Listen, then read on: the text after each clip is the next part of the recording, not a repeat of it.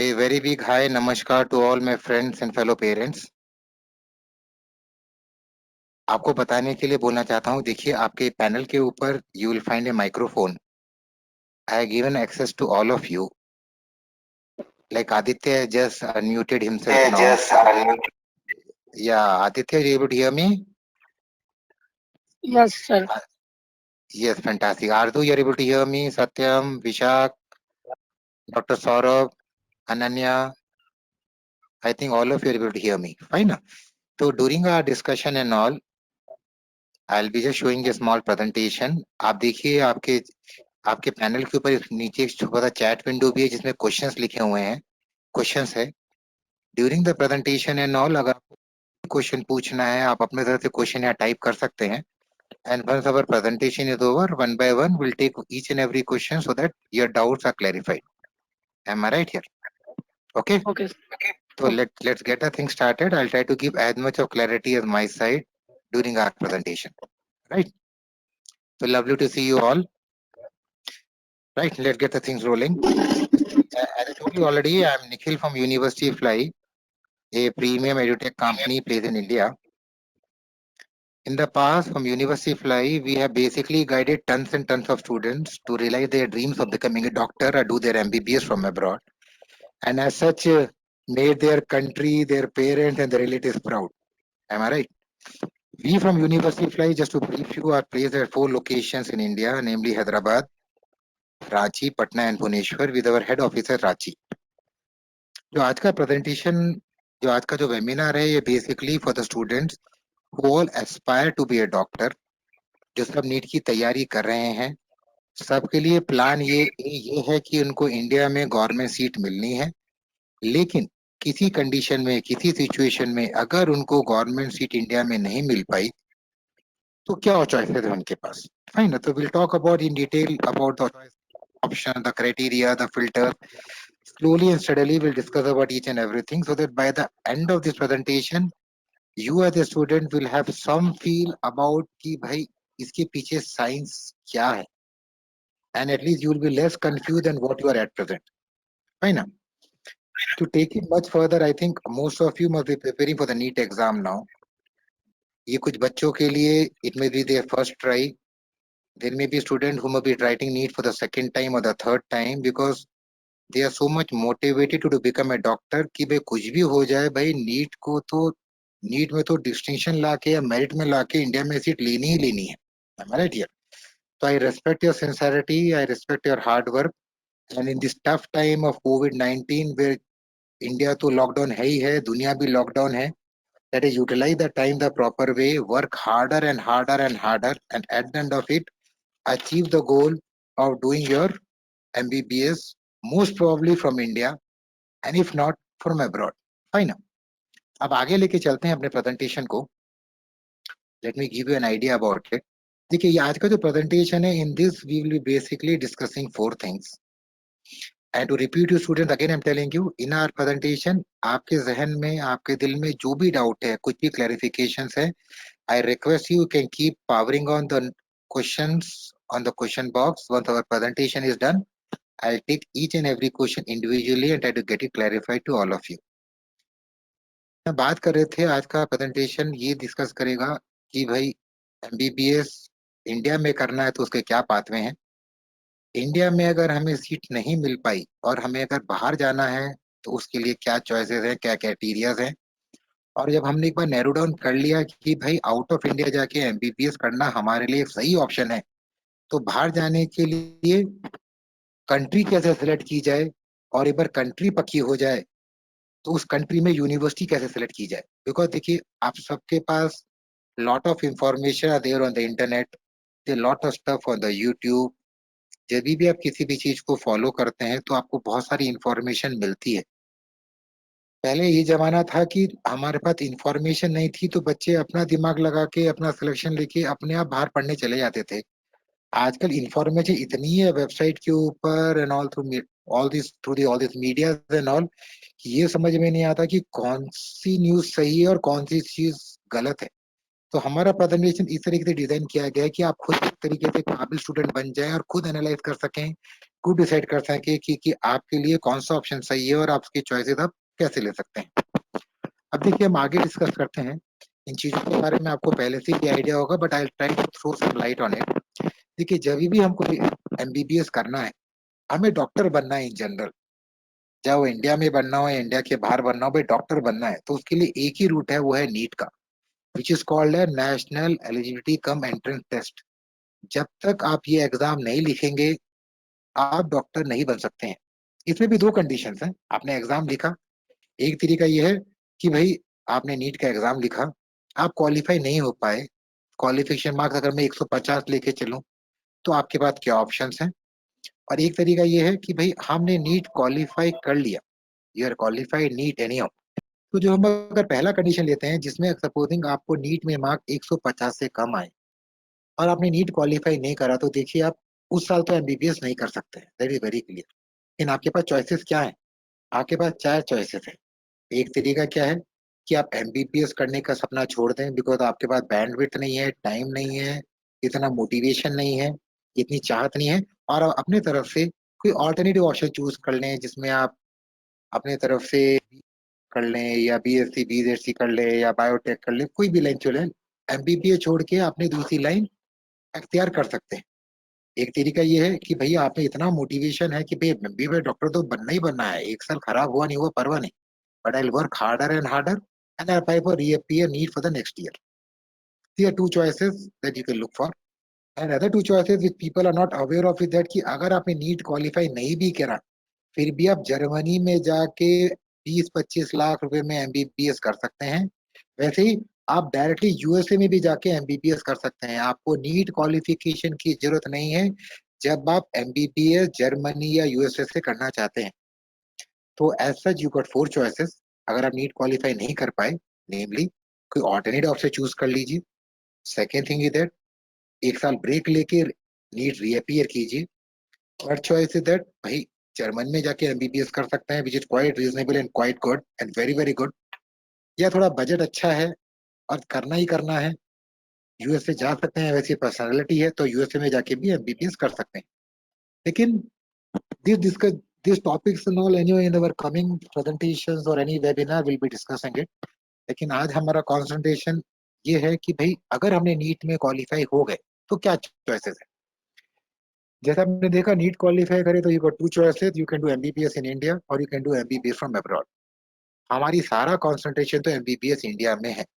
जब हमें MBBS India में करना है तो टू चॉइसेस, चाहे आप गवर्नमेंट से कर सकते हैं या प्राइवेट से कर सकते हैं। अगर आपको गवर्नमेंट की सीट चाहिए तो you should come in the merit list. अगर आपका नीट का स्कोर 600 के रेंज के आसपास है, 570 580 600 610 620 जितना भी ऊपर, then you are quite sure of getting a medical seat in India in a government college which is our option A. भैया जिस बच्चे को गवर्नमेंट सीट मिल गई वो तो गंगा नहा लिया, उसको और कुछ सोचने की जरूरत नहीं है। Is the first choice, is the best choice.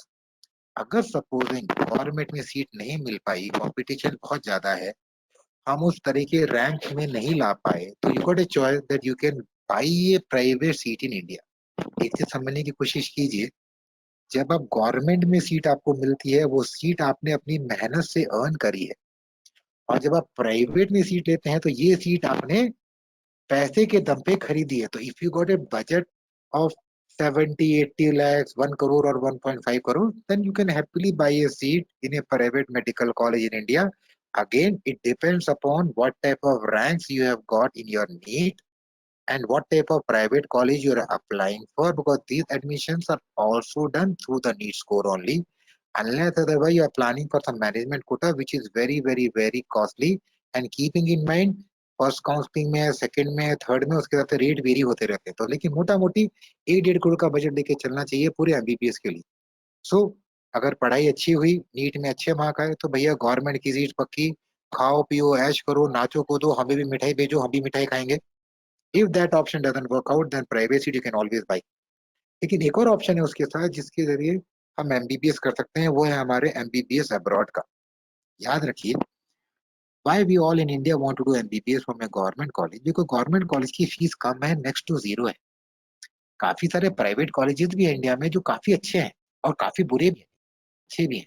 लेकिन वो प्राइवेट कॉलेज के बारे में हम सोचते नहीं, क्योंकि बजट बहुत ज्यादा है, 1.5-2 करोड़ का। M I right? लेकिन जब हम बाहर पढ़ने जाते हैं एमबीबीएस, यहाँ पे भी कॉलेजेस गवर्नमेंट हैं, प्राइवेट हैं, लेकिन इनका बजट टोटल मिला के 20-25 लाख में हो जाता है। तो मोटा मोटी अगर आप देखें, जितना इन्वेस्ट आप एक प्राइवेट कॉलेज में करेंगे एमबीबीएस करने के लिए, उससे एक चौथाई या 1/6 कॉस्ट में आप एमबीबीएस बाहर से पढ़ के आ सकते हैं। जब बाहर से पढ़ के एमबीबीएस आएंगे, तो कहाँ एमबीबीएस पढ़ेंगे बाहर? इन जनरल यू सी, जब बच्चे बाहर एमबीबीएस पढ़ने जाते हैं तो उनके पास 4 लोकेशंस हैं। एशिया की सब कॉन्टिनेंट से आप एमबीबीएस कर सकते हैं। Eastern Europe, which is a part of the old USSR, you can do MBBS from there. Europe is a very interesting part. Africa also 1 or 2 countries are very very good, and USA. तो in general ये 3-4 locations हैं जहां से आप बाहर जाके MBBS कर सकते हैं। लेकिन इन चीजों को अगर हम आगे लेके चले, है ना, इन चीजों को और आगे समझने की कोशिश करें, तो देखिए हम अभी समझते हैं कि इस साल नीट का मैट्रिक्स क्या है। ठीक है, total around 15,90,000, around 16 lakh people are applying for the NEET exam this year, which unluckily is getting delayed, but it will be anyhow be done. Am I right? और टोटल मिला के अगर आप नोटिस करें तो कितनी सीटें हैं? अगर हम सरकारी सीटों की बात करें एमबीबीएस में, तो 40,000 के आसपास सीटें हैं। गैर सरकारी देख लें प्राइवेट को, तो भैया 36,000 सीटें हैं। एम्स की बात कर ले तो भैया 1200 सीटें हैं। और जिपमार में देखो तो 200 सीटें हैं। इस ईयर से एम्स और जिपमार के बच्चे जिनके लिए अलग एग्जाम रहता था, वो भी नीट के थ्रू ही उनका एडमिशन हो रहा है। केवल एमबीबीएस की बात नहीं करते हैं, एमबीबीएस के बाद एक और ऑप्शन है बीडीएस का। अगर बीडीएस को नोटिस करें तो we got hardly around 3,500 seats in a government college and around 24,000 seats in a private college. तो अगर इन दोनों को अगर आप कंबाइन कर लें, तो अराउंड लाख सीटें हैं एमबीबीएस में और बीडीएस में, जिसमें टोटल अराउंड 40,000 45,000 सीटें गवर्नमेंट की हैं और बाकी 55,000 के आसपास प्राइवेट की हैं। 16 लाख बच्चे एग्जाम लिख रहे हैं, 40,000 45,000 सीटें गवर्नमेंट में जिसमें हम सब ट्राई कर रहे हैं। तो देखिए कितना ज्यादा कंपटीशन है। Hardly 2 to 2.5% of the students are eligible to get a seat in a government college purely on merit. इसमें भी reservations हैं, quotas and all those things are there. So if somebody is falling into open category, things are much more tougher. Like for reserved category also, you should be anyhow different from others. तो कहने का मतलब क्या है? Probability of getting a seat in a government college is hardly 2%. And probability of getting a seat in a private college with your money power is also hardly 2%. तो 100% में से 4 से 5% को सीटें मिलने का चांस है, लेकिन जो बाकी बच्चे हैं उनको भी डॉक्टर बनना है।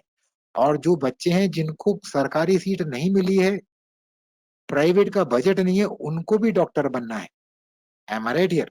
और इस नीट के जरिए देखा जाए मोटा मोटी, तो अराउंड 36,000 सीटें आयुष में भी हैं, जिसमें BAMS, BHMS, Ayurvedic, Unani and all this things are there. Veterinary में भी सीटें हैं।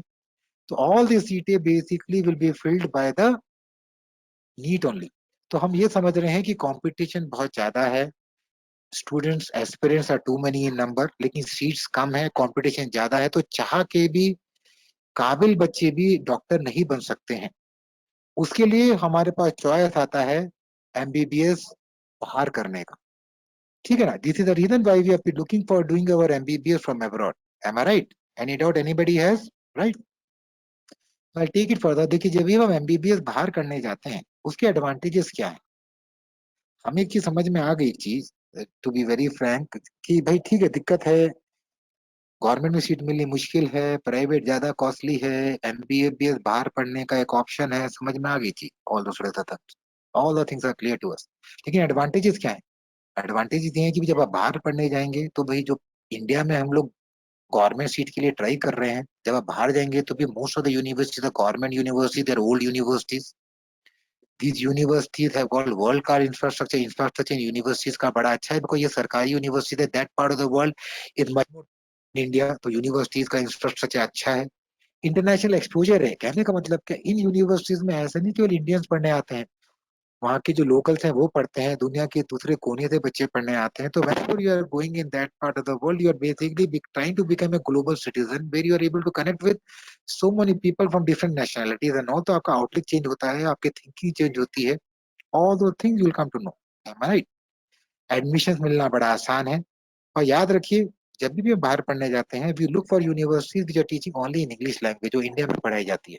हमारे टीम बजट, जैसे मैंने पहले कहा, when you are doing the thing from a private college, 1.5 crore का, 1 करोड़ चलो, 1 करोड़, 1.25 करोड़ का बजट लेके चलो, यहाँ पे 25 लाख के आसपास हो जाती है, तो budget is quite reasonable, is 1/5 of the cost. जितना आप प्राइवेट कॉलेज में एक साल खर्चा करेंगे, उस एक साल के खर्चे में आप पूरे 5-6 साल की एमबीबीएस खत्म कर सकते हैं, देखा जाए तो। ट्यूशन फीस नहीं है। कुछ कुछ यूनिवर्सिटी जो चाइना में है, वहां तो भाई आपको स्कॉलरशिप भी मिल सकती है, अगर आपका प्रोफाइल अच्छा है तो घर वालों के और पैसे बच सकते हैं।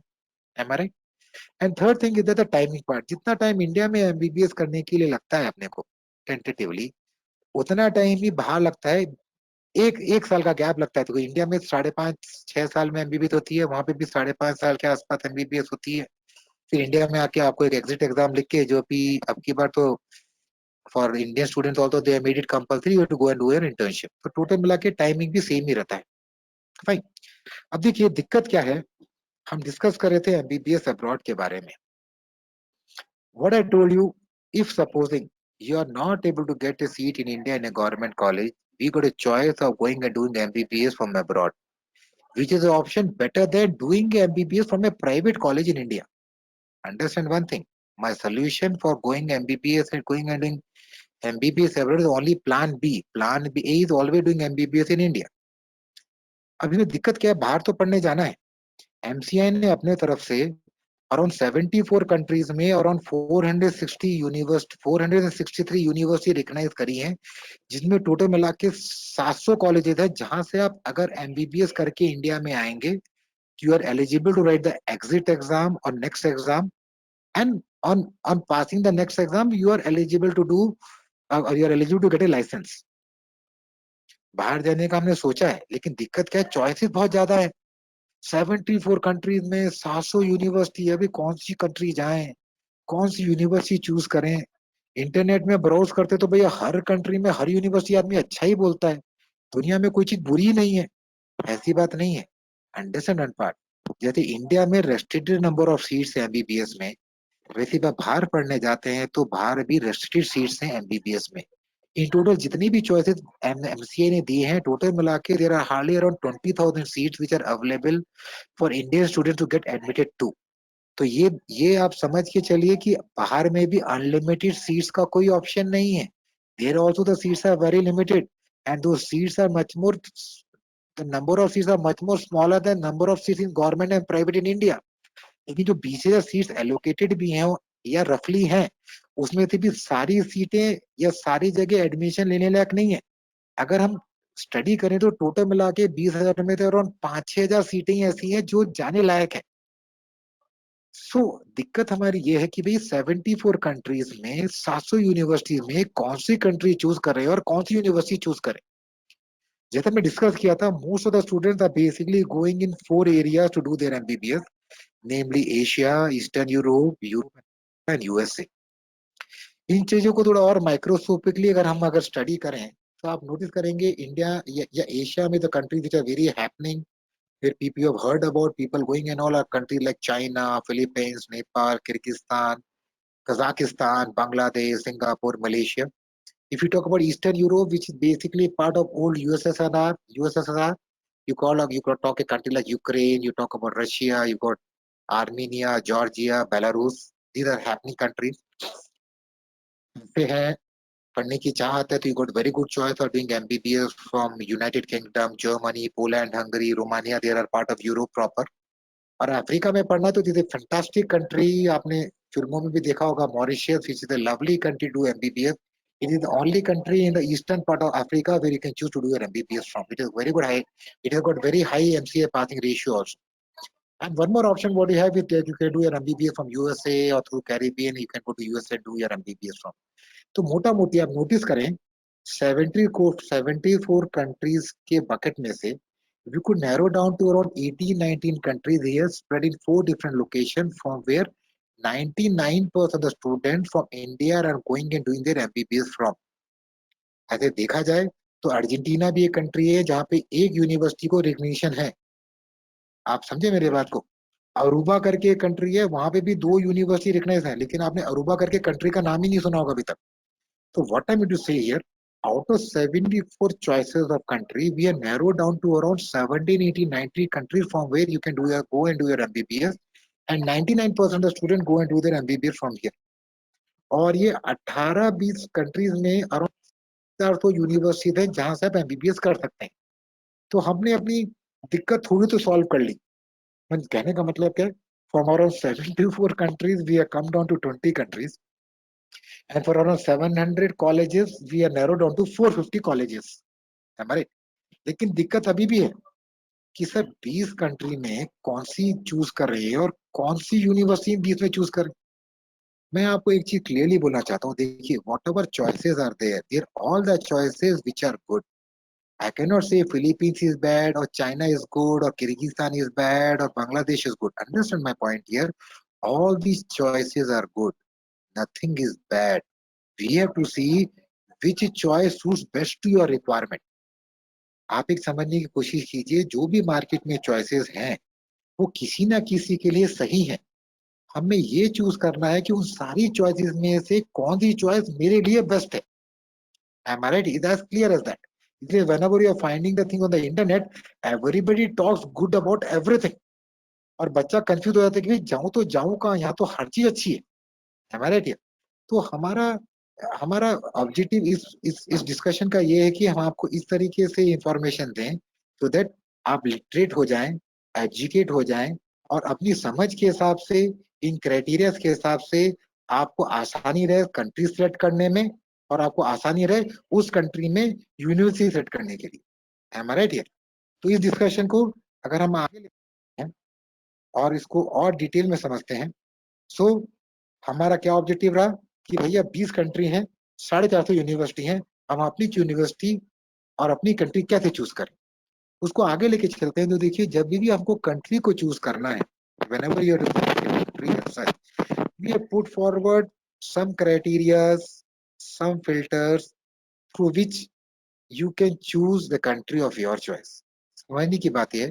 पहली चीज आती है safety index. Understand my point very clearly. Whenever you are going abroad, you are all small kids. Parents will be very very maintenance कि अरे मेरा बेटा अकेला कैसा रहेगा, पता नहीं कंट्री सेफ है कि नहीं है. मम्मियां तो आधा रो के आधा हो जाएंगी कि हाय मेरी बच्ची का क्या होगा, कोई देखने वाला नहीं है, ये नहीं है, वो नहीं है. तो I understand one thing. Every parent as such will be quite concern of the safety of their kids. Everybody does. I am also very caring for my daughter. Am I right? Likewise, your parents will be very caring for you. Am I right? So whenever you go to the country, then all we should always see the safety index for that country. वो country कितनी safe है. हम India में रहने वाले हैं, हमें India safe लगता है. कुछ इलाके इंडिया में सेफ नहीं है, कुछ इलाके कुछ टाइम के बाद इंडिया में सेफ नहीं है. तो क्या हुआ, अपने तरफ से एक सेफ्टी इंडेक्स, एक क्राइटेरिया है जिसके जरिए उस कंट्री की सेफ्टी को हम तोल सकते हैं या गेज कर सकते हैं. तो you'll be surprised to know that India का जो सेफ्टी इंडेक्स है वर्ल्ड स्टैंडर्ड के हिसाब से वो 12.85 है.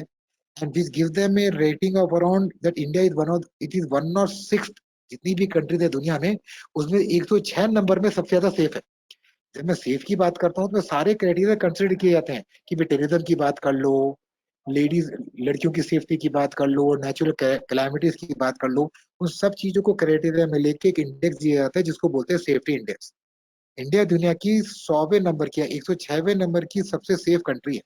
And be surprise to know कि whenever you talk about any other country, you talk about Ukraine, you talk about Russia, you talk about China, you talk about in all these countries are much more safer than India. So as a parent, as a student, whenever you are going to any country for doing your education and all, आपको इस point को लेके tension लेने की बात नहीं है कि भैया सेफ्टी क्या है. बिकॉज जो भी कंट्री देखोगे आप, वो इंडिया तो सेफ ही है. बाकी as a qualified student, as a responsible citizen of India, बाकी ध्यान रखना आपका काम है. When you in a foreign country, you should be aware कि how you should behave, what protocol you should follow, what timing you should maintain so that you are in the safe environment. You understood what I am to say. Second thing is the climatic condition. You see, बचपन में यहीं पले, यहीं पैदा हुए, we are habituated with the Indian tropical climate. Am I right? पर जब भी आप एक कंट्रीज को नोटिस करो, most of the countries have got a climate much colder than India. You talk about Russia, you talk about Ukraine, you talk about Belarus, you talk about Germany, you talk about Hungary, you talk about China, you talk about Kyrgyzstan, you talk about Kazakhstan. All these countries India के ऊपर ही हैं. So the climatic conditions of this country are much different than India. तो whenever you go to any part of this country, any part of the world, you should be very much sure कि आपके health के हिसाब से कौन सी climatic condition आपके लिए suitable रहेगी. All the infrastructure will be there, heating will be there, cooling will be there, all the arrangement will be done in that part of the world. But हर बच्चे की एक इंटरनल सैचुरेशन पॉइंट रहता है. उसके हिसाब से you can always consider कि भैया क्लाइमेटिक कंडीशन के हिसाब से भी आप कंट्री को चूज कर सकते हैं. If you are looking for tropical countries and all, then going to country like Philippines is a very good choice because वहाँ की तो वेदर कंडीशन इंडिया जैसी है. आपको पता नहीं चलेगा आप केरला में घूम रहे हो या फिलीपींस में घूम रहे हो because the things are quite the same. Am I right? The third thing that comes up here is that is economy. You see, economy plays a very important part. There is something called GDP. आपने सुना होगा. इसका मतलब होता है domestic product. हर country का GDP होता है. इसका मतलब ये होता है भाई किस कंट्री में कितना पैसा है. तो हमें ये चेक करना है कि भाई किस कंट्री का जीडीपी कितना अच्छा है और कौन सी कंट्री अपने जीडीपी का कितना हिस्सा हेल्थ सेक्टर में इन्वेस्ट कर रही है. एग्जाम्पल के तौर पे अगर आप यूएसए को देखते हो तो जितना पैसा यूएसए में है या जीडीपी जितनी यूएसए की उसका 17% यूएसए अपने मेडिकल सिस्टम में इन्वेस्ट करता है. इसलिए वहाँ का मेडिकल सिस्टम इतना अच्छा है. बच्चे वहां जाके एमबीबीएस करने की कोशिश करते हैं. बच्चे वहां जाके पीजी करने की कोशिश करते हैं. ओनली फॉर दैट रीजन कि they are investing so much of their economy in the medical system. जितना ज्यादा इन्वेस्टमेंट रहेगा उतनी अच्छी मेडिकल सिस्टम रहेगा, उतने अच्छे हॉस्पिटल रहेंगे, उतने अच्छे कॉलेज रहेंगे. इंडिया का देखा जाए तो इंडिया वाले अपने तरफ से अपने जीडीपी का अराउंड 3.7% इन्वेस्ट करते हैं. रशिया वाले 5.5% करते हैं. रोमानिया वाले 5% करते हैं. यूक्रेन वाले 7% करते हैं. आप समझे. तो जर्मनी वाले 12% करते हैं. तो कहने का मतलब क्या है, whenever you are choosing any country, एक बार इन चीजों को भी देख लिया जाए तो अच्छा है. इन चीजों को कभी कभी एक और जो पॉइंट हम कंसिडर कर सकते हैं वो है कि भाई इंडिया से रिलेशन कैसा है. देखो, we are going to a foreign country to do our education. If our country has got a good relation with that particular country, it is safe for us to travel. Getting the visas become very easy. The government will be much more cooperative. मैं आपको बताऊं कि भैया मैं आपको एक बड़ी अच्छी यूनिवर्सिटी देता हूँ. बड़ी सरकारी यूनिवर्सिटी है, बहुत ही अच्छा पढ़ाते हैं, हिंदी इंग्लिश में पढ़ाते हैं, लाजवाब यूनिवर्सिटी है. और वो यूनिवर्सिटी पाकिस्तान में है. So I am telling you practically out of 100 Indian, 99 will say we don't want to go to Pakistan. I'll do BSc in India. Because we know that the Indian relation with Pakistan is not very good. So we don't go to that country. It's as simple as that. So whenever you're looking for this country as such, एक बार relation के ऊपर भी अगर if you just put an eye on it, it's very very beneficial. It can give you some idea about it. Living expenses. देखिए, जब भी मैं आपको बोलता हूँ कि आप एमबीबीएस बाहर करने जाएंगे और 20-22 लाख से लेके 35 लाख 40 लाख के रेंज में आपके पास बहुत सारी यूनिवर्सिटीज यहाँ पे एमबीबीएस कर सकते हैं. इसमें लिविंग कॉस्ट भी इंक्लूडेड है. जब आप इंडिया में पढ़ने जाएंगे, when ever you studying in India, किसी भी कॉलेज में पढ़े, आप चाहे सरकारी में पढ़े या गैर सरकारी में पढ़े, यहाँ पे हॉस्टल में तो रहना ही है. खाना तो खाना ही है. ट्रैवल का अरेंजमेंट है ही है. इंटरनेट का अरेंजमेंट है ही है. इंटरनेट के एक्सपेंसेस हैं, बुक्स के एक्सपेंसेस हैं, है नहीं है. वो खर्चे हैं. वो हर महीने किसी भी बच्चे के 8-9-10 हजार के नीचे आने वाले नहीं है आज की महंगाई के जमाने में. तो whenever we go to these countries and all, we always see कि भाई महीने का खर्चा कितना है. इंडिया के पार रहे, इंडिया के हिसाब से रहे तो भैया बजट अच्छा रहेगा. For example, if you want to go to country like Georgia and all, उनका यूनिवर्सिटीज में भी quite good in Georgia, but वहाँ का living expenses is around 20 to 25 thousand rupees per month. तो अगर ट्यूशन फीस यूनिवर्सिटी का अगर 18-20 लाख है, लेकिन एमबीबीएस करने में लग जाते हैं 40-45 लाख, बिकॉज बाकी 20 लाख तो खाने पीने रहने में लग गया अपना. Am I right here? So we should always consider living expenses part very. And last but not the least, the MCA passing ratio. देखिए, आप याद रखिए जिस भी कंट्री में आप पढ़ने जा रहे हैं, वो कंट्री केवल आपको पढ़ा रही है बिकॉज आपके पास अपने कंट्री में जगह नहीं है पढ़ने की. कोई भी कंट्री आपको एम्प्लॉयमेंट नहीं दे रही है, ना कोई कंट्री आपको जॉब करने का ऑप्शन दे रही है. अगर ऑप्शन दे भी रही है लाइक यूक्रेन रशिया, वहां पे इतनी कम सैलरी मिलती है कि आप वहां टिक ही नहीं सकते. तो कहने का मतलब क्या है, ऑब्जेक्टिव अपना है कि इस कंट्री में चले गए, पढ़ गए, पढ़ लिए, काबिल बन लिए और इंडिया में आके काम कर लिया. इंडिया में कैसे काम करेंगे, जब तक आप इंडिया में आके एग्जिट एग्जाम पास नहीं करेंगे, जब तक आप इंडिया में काम कर नहीं सकते. Am I right here. तो हर कंट्री की हर यूनिवर्सिटी ने अपने हिसाब से एक एक लिस्ट निकाली है जिसमें बताया गया कि फलानी यूनिवर्सिटी जो फलानी कंट्री में है उसके कितने बच्चे पास हुए. तो whenever you're choosing any country as such, we should always have a look कि भई इस फलानी कंट्री से कितने बच्चे पास हो रहे हैं हर साल. क्योंकि आखिरी में यूनिवर्सिटी अच्छी हो, इंफ्रास्ट्रक्चर अच्छा हो, पढ़ाई अच्छी हो, अगर मैं पास ही नहीं करूंगा एग्जाम तो करूंगा क्या भाई. पैसे खराब हो गए मेरे माँ बाप के.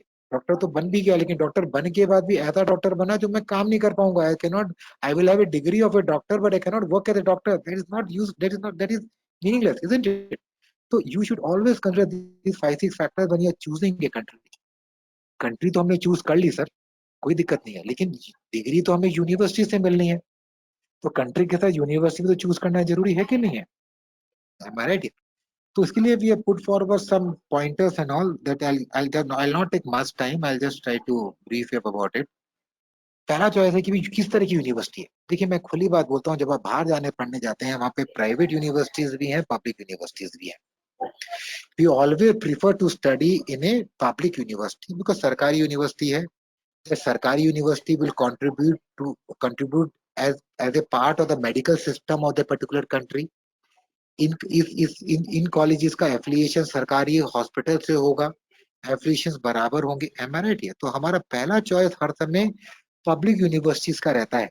लेकिन आउट ऑफ इंडिया जब जाते हैं तो private university also, right? Because याद रखिए दोनों यूनिवर्सिटी का कॉस्ट सेम है। इंडिया में दिस बिग डिफरेंस, सरकारी में गए तो फ्री है, माने 50,000 फीस महीने की नहीं, साल की तो वो भी नहीं है, 3-4 लाख में एमबीबीएस खत्म। प्राइवेट में जहां पहुंच गए 1.5 करोड़। यहाँ पे आप जब सरकारी से करें या गैर सरकारी से करें, दोनों में उतना 20-25 लाख का ही खर्चा होने वाला है। फाइन, लेकिन हमारा first preference should always be given to a public university. If supposing public doesn't come, then we can think about private. But our 99% concentration is only for public universities. So whenever we are choosing any university, our first choice just verify is it a public university or not. University तो सरकारी मिल गई, लेकिन ये देखना जरूरी है कि भैया यूनिवर्सिटी है कितनी पुरानी। We should be always very much sure how old the university is. एक चीज समझने की कोशिश कीजिए, whenever you are a part of the education system, or whenever you're part of the medical education system to be precise, what I mean to what I mean to highlight here is that, yeah, Sati, sorry to interfere here. I think you're activated, Satish Kumar. I think you're activated your microphone. I request you to mute yourself, dear. Lovely, lovely, lovely. Let the session be over, dear. You can pile up your question in the questionnaire. We can talk it over. No problem. Thanks a lot. Lovely, lovely. Thanks a lot, Satish. Thank you, doctor, for attending the webinar. Yeah. Thank you, Ananya. Thank you, Dr. Saurav. Nice to see you. Yeah. Thank you. Let me continue. Yeah. So we should always be keen कि भी कितनी पुरानी ये university है। Aditya, you have to keep a control over your microphone, dear. You have activated your microphone. Please mute yourself. Please. Lovely. Thank you, Lord. Now, when you take it further, you see, we should always see how old the university is. देखिए जितनी पुरानी university है उतनी ज्यादा established है। Medical university, medical colleges को establish होने में टाइम लगता है। ये इंजीनियरिंग कॉलेज ऐसे नहीं है कि भैया 2 बिल्डिंग बना ली, 10 फैकल्टी अरेंज कर लिए, 10-15 सिस्टम लगा दिए या मशीन लगा दी, यूनिवर्सिटी स्टार्ट। अलग अलग डिपार्टमेंट्स हैं, डिपार्टमेंट्स के एचओडीज आएंगे, उनके लैबोरेटरीज बनेंगी, लाइब्रेरी सेट होगा, इन इस यूनिवर्सिटी के साथ हॉस्पिटल का एफिलिएशन होगा, उस हॉस्पिटल में बच्चों का या पेशेंट्स का इनफ्लो होगा, कॉलेजेस के जो यूनिवर्सिटी है उसके एग्रीडेशन आएंगे। This is a gradual process. तो older the university the better it is. तो we always suggest every student to go for university जो मिनिमम 40 साल 50 साल पुरानी मिनिमम हो। You come across university in Ukraine and other places we are going for 200 years old also। अब Germany में एक university तो 600 साल पुरानी है। हमारा India, but what I mean any वो 40 से 50 साल अगर पुरानी यूनिवर्सिटी है तो इसका मतलब वहाँ का सिस्टम सेट है, बहुत सारे बच्चे वहां से पढ़ के निकल चुके हैं। The faculties are trained, the lecturers are trained, the lab technicians are trained, the patients inflow in the hospitals are good. So we should always look at how old the university is. आजकल सब बच्चों को create है कि world ranking भाई, आजकल हर चीज में वर्ल्ड रैंकिंग दिखते हैं। तो there are lot of there are a lot of independent bodies who are giving ranking to the universities and all. There, some of them are very popular of it. I'll be surprised to know that जो India का best college माना जाता है AIIMS, अगर आप उसकी भी world ranking check करोगे तो उसकी भी वर्ल्ड रैंकिंग करो 3,000 के आसपास है।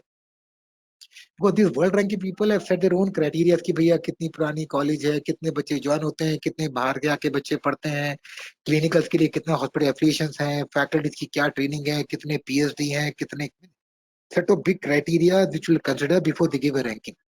तो जो इंडिया की जो यूनिवर्सिटी है um which is considered the best has got a ranking of 3,000। हमारे तो याद रखिए जब भी आप यूनिवर्सिटी की रैंकिंग चेक करें, कोई भी यूनिवर्सिटी की रैंकिंग अगर 3,000, 4,000, 5,000, 6,000 भी तो टेंशन की बात नहीं है. There all very good universities. There are some universities in China which are rated below 500 in the world. Some universities in Kyrgyzstan, Kazakhstan, if I'm not sure, come below 200. तो कहने का मतलब क्या है, एक यूनिवर्सिटी की रैंकिंग के ऊपर भी आप एक नजर डाल सकते हैं, but don't take it as a deciding criteria to choose a university. It can be one of the criteria. Am I right here? So don't get carried away. कोई यूनिवर्सिटी की रैंकिंग है तो मैं चले जाता हूँ, नहीं नहीं ऐसी बात नहीं. But you can always keep an eye on it. The next thing that comes in language of instruction. देखिए बचपन से इंडिया में हम इंग्लिश में पढ़ रहे हैं. जो यूनिवर्सिटी अपने तरफ से एमसीए ने रिकॉग्नाइज करी हैं, वहां पे इंग्लिश में तो पढ़ाया जाता ही है, लेकिन बहुत सारी यूनिवर्सिटीज में बाइलिंगुअल है, माने आधा इंग्लिश में पढ़ाते हैं, आधा लोकल लैंग्वेज में पढ़ाते हैं. और कुछ यूनिवर्सिटी रहती हैं जो बोलते हैं भैया 12 लाख में एमबीबीएस कर लो, 11 लाख में कर लो, वहां तो पूरी की पूरी पढ़ाई लोकल लैंग्वेज में की जाती है. रिमेंबर वन थिंग, आप वहां से डिग्री लेने नहीं जा रहे हैं, वहां से डॉक्टर बनने जा रहे हैं. डॉक्टर आप जब भी बन सकते हैं जब आप इंडिया में आके यहाँ का स्क्रीनिंग एग्जाम या एग्जिट एग्जाम पास कर सकें. वो आप जब भी पास कर सकते हैं जब आपको नॉलेज ट्रांसफर इंग्लिश में किया गया हो. तो whenever we are choosing a university, you always make it a point to choose those university where teaching is everything is 100% in English. No bilingual stuff, no half, no in local language. जहाँ पैसा कितना भी लग रहा हो. कोई आदमी बोलता है भैया मैं आपको एमबीबीएस फ्री में कराता हूँ लेकिन पढ़ाऊंगा अपने लैंग्वेज में. बोलते रहने दे भाई, मैं इंडिया में बीएससी कर लेता हूँ, तेरी फ्री चीज नहीं चाहिए मुझे. Not going to get anything. Doctor तो बनना ही नहीं है, बाकी टाइम भी खराब, पैसा भी बर्बाद. Am I right? Then whenever you go for this university, sorry, you to always consider the accreditation. देखो इन यूनिवर्सिटी के एक्रेडिशन तक भाई ये जो यूनिवर्सिटी है ये डब्ल्यूएचओ में लिस्टेड है कि नहीं है, एमसी रिकग्नाइज है कि नहीं है, कैम एचपी अप्रूव्ड है कि नहीं. बिकॉज ये एक्रेडिशन जब मिलती है यूनिवर्सिटीज को, जब भी आप जाके किसी और कंट्री में जाके पोस्ट ग्रेजुएशन कर सकते हैं. आप एक चीज समझने की कोशिश कीजिए. At present as a student you all want to become a doctor. देखिए याद रखिए, it is just the beginning of your career. कि एमबीबीएस करके फायदा नहीं है. एमबीबीएस के बाद आपके पास पीजी का रूट मैप होना चाहिए. जब तक आप पीजी नहीं कर पाएंगे, जब तक आप स्पेशलाइजेशन नहीं कर पाएंगे, आपको कोई वैल्यू मार्केट में मिलने वाली नहीं है. तो whenever you are doing your studies from the university and all, अगर यूनिवर्सिटी में सही तरह का एक्रेडिशन रहेगा, जब भी आप अलाउड रहेंगे यूएसए, कनाडा, ऑस्ट्रेलिया, जर्मनी में जाके अपना पीजी करने के लिए या रेजिडेंसी करने के लिए, तो दो factor thought about and considered. अब एक चीज आती है एफिलिएशन ऑफ हॉस्पिटल्स. देखिए इन चीजों पर मैं बहुत तवज्जो देता हूँ because I personally feel medicine which have to be experienced, it has to be practically implemented.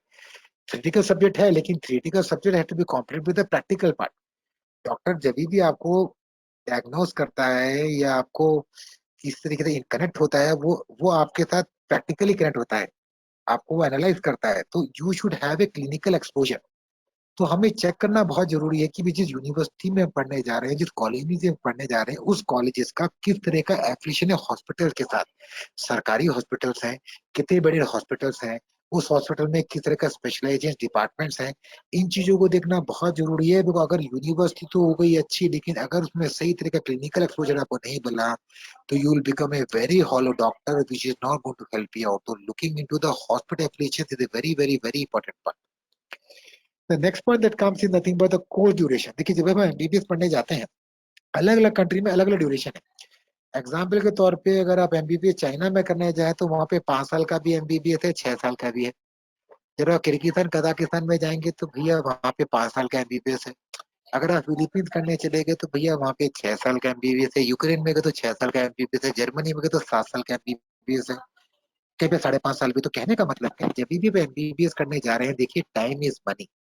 So whenever you're going and doing your MBBS, you should always consider how long the MBBS is there in that particular country. याद रखिए, आप MBBS कहीं से भी करके आइए, आपको India में 1 साल इंटर्नशिप में लगाना ही लगाना है. तो whatever time you are investing in that country to do your MBBS plus 1 year is needed to become a doctor in India. Am I right here? तो टाइमलाइन को देखना बहुत जरूरी है बिकॉज स्टडीज काफी लंबी है, काफी हेक्टिक है, lot of finances are involve. तो एक बार उस चीज को देखना भी बहुत जरूरी है मेरे हिसाब से. And last but not the least, the most favorite for all mom and pops and the student as well is nothing but accommodation and food. याद रखिए, आप उस कंट्री में पढ़ने जा रहे हैं, उस कंट्री में ऐसा इकोसिस्टम होना चाहिए जिसमें आपको एकोमोडेशन की दिक्कत ना हो और आपको इंडियन फूड मिल सके, वहां पे इंडियन मेस हो। अगर खाना ही हमारे टेस्ट का नहीं बना तो हम कैसे पढ़ पाएंगे? You see MBBS is quite a tough education. whenever you are going and doing abroad outside out of India, don't think it's a shortcut to become a doctor। वहीं पे भी आपको उतना ही पढ़ना है जितना इंडिया में पढ़ना है। आपको एक चॉइस दिया जा रहा है एमबीबीएस करने के लिए, लेकिन मेहनत उतनी ही करनी है। जब मेहनत करनी है तो पढ़ना बहुत है, और उसमें अगर खाना पीना ही ठीक से नहीं मिले तो पढ़ेंगे कैसे?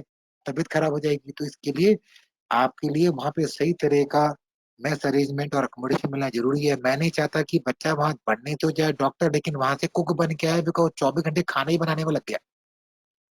मैं राइट हियर? तो we should go with the objective of becoming, come back after becoming a doctor, not becoming a cook। So we should always look into things कि भी accommodation और food में दिक्कत ना हो, accommodation pass में, so that you don't waste time commuting to and back। One more point what I missed out of this all these pointers is that the option of doing PG। Understand one point बेटा, it is not a pointer which is put here, but I'll just like to let you know that ध्यान रखिए, मैंने पहले भी highlight किया था कि medical PG जब तक आप नहीं करेंगे एमबीबीएस करना सही नहीं है। जो भी बच्चा एमबीबीएस करने की सोच रहा है उसके लिए आगे चल के पीजी का रूट मैप होना चाहिए। आपके जहन में होना चाहिए कि भैया आगे चल के पीजी भी करना है। अगर आपका रूट मैप उसका नहीं है तो आपका थॉट प्रोसेस एमबीबीएस का गलत है। एमबीबीएस खत्म करके आएंगे इंडिया में आपको 40-50 हजार की जॉब भी मिलने वाली है। आगे चल के you will become more of a frustrated doctor than a doctor. तो पीजी करना जरूरी है। तो जब भी हमें यूनिवर्सिटी सिलेक्ट करते हैं हमें ये प्रोफाइल चेक करना जरूरी है कि किस तरह के बच्चे उस यूनिवर्सिटी में आ रहे हैं। देखो बच्चे, एक 2 मिनट का टाइम और लेता हूँ आप लोगों के साथ। बचपन से जब भी हम लोग पढ़े हैं हमारे माँ बाप क्या बोलते हैं? जब अपन कॉलेज जाते हैं पढ़ने के लिए, स्कूल में पढ़ते थे, क्लास में थे, क्या मम्मी क्या बोलती थी, पापा क्या बोलते थे? बेटा ट्राई करो कॉलेज में या स्कूल में अच्छे बच्चों के साथ रहो। क्यों भाई अच्छे बच्चों के साथ रहो? पढ़ाने टीचर तो सेम है, क्लासरूम सेम है, सब्जेक्ट सेम है, अच्छे बच्चे क्यों? Because if you are in the environment for good students, you will think good about them, you will think about the challenges of life, you study good। तो उस तरीके से आपकी पर्सनालिटी डेवलप होगी। Likewise happens when you go and study abroad। We choose a university which is good, but we choose see what type of students are coming। We should choose a university वहाँ पे वो बच्चे हैं जिनको आगे चल के पीजी करनी है। जब उस एनवायरमेंट में रहेंगे तो आपका भी मोटिवेशन लेवल उनके साथ रहेगा और आगे चल के आप भी पीजी कर सकेंगे।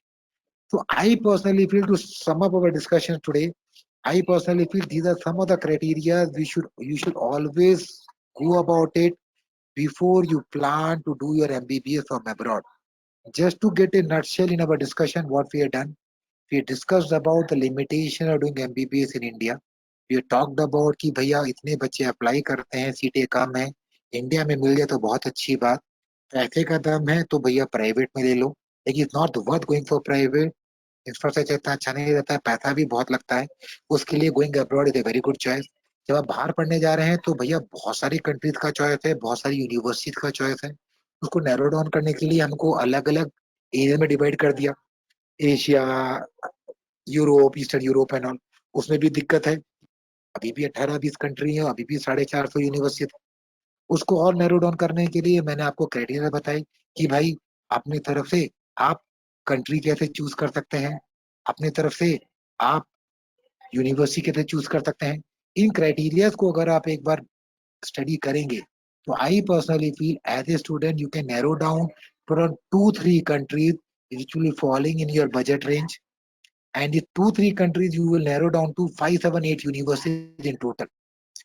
अब दिक्कत क्या आएगी?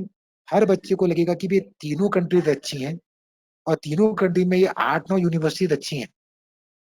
Because they are all really good, I'm not saying they are bad, but as a student, as a parent, you will not have the proper guidance to know कि भैया 9 में से कौन सी यूनिवर्सिटी चूज करूं और 3 में से कौन सी कंट्री चूज करूं। So that time you come and connect with us with our experience and exposure and having a practical feel what is happening in that part of the world।